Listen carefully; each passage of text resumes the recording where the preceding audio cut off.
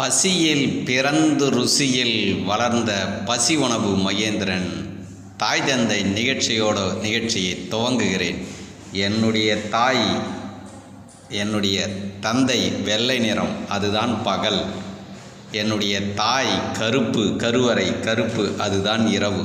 இரவு பகல் துணையோட நிகழ்ச்சியை துவங்குகின்றேன். ஐயா, எனக்கு என்ன வித்தியாசமாகுது?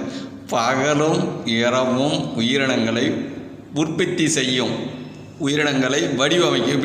எப்படி வேணாலும் வச்சுக்கலாம். ஐயா, பல இடத்துல ஒரு மந்திரத்தை ஒரு குருநாதர் கண்டுபிடிச்சிடுவார். அதை 1 கோடி பேர் சொல்லினுப்பாங்க அந்த மந்திரத்தை. நம்மளது பாருங்க, ஏகப்பட்டது இருக்கும். நீங்கள் கூட உங்களுக்கு பிடிச்ச மாதிரி சொல்லிக்கலாம். இந்த உண்மை மார்க்கத்தில் இந்த கட்டுப்பாடே கிடையாது. ஆனால் உண்மை கட்டுப்பாடு உண்டு. புரியுதுங்களா? ஒரு குருநாதருக்கு, ஒரு கடவுளுக்கு மனிதன் அடிமையாகக்கூடாது. இதை தான் பாடமாக வரும். நீங்களும் விருப்பப்பட்டால் எடுங்க கிளாஸு. சூப்பர். சரி, இப்போ சப்ஜெக்டுக்குள்ளே போயிடலாம். இப்போது அந்தமான் காடு இருக்குது. புரியுதுங்களா? விஞ்ஞான வளர்ச்சி இல்லாமல் ஆதியில் மனிதன் பிறந்தான், நிர்வாண நிலையில் பிறந்தான், இன்னும் அவன் வாழுகிறான். சரி, அவங்களுடைய பண்பா, அவங்களுடைய கலாச்சாரம் அது அதை நம்ம எதுவும் தப்பாக சொல்கிறோம். நம்ம வளர்ந்த நாடுகள், மாநகரங்கள், வளர்ந்த நாடுகள் இருக்குது. இங்கே ஆதியிலும் இங்கேயும் இப்படி தான் பிறந்தார்கள். விஞ்ஞான வளர்ச்சியில் துணி போடுறாங்க, ஆடம்பரமாக எல்லாமே வாழ்கிறாங்க. புரியுதுங்களா?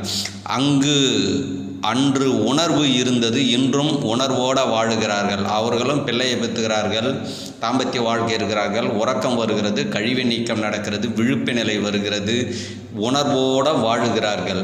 அவர்களுக்கும் நோய் வருகிறது. அவர்கள் வணங்குவது இயற்கை தான் வணங்குவார்கள். கடவுள் ஆண்டவர்லாம் யாருன்னு கேட்பாங்க. கடவுள்னா சோறு தண்டுறதான்னு கேட்பாங்க. அவங்க அதெல்லாம் வணங்க மாட்டாங்க. அவங்களுக்கும் நோய் வருகிறது. கடவுளை வணங்கவில்லை. கடவுள், ஆண்டவர், இறைவன், தெய்வம் அதெல்லாம் சொன்னால் அவங்களுக்கு தெரியாது. அவங்களுக்கும் நோய் வருகிறது.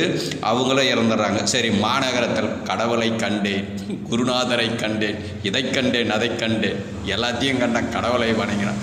உனக்கும் நோய் வந்தது. உனக்கு சொல்லி கொடுத்தார கடவுளை, அந்த குருவுக்கும் நோய் வந்தது. அவரும் இறந்து விட்டார். புரியுதா? நீங்களும் இறந்து விட்டீர்கள்.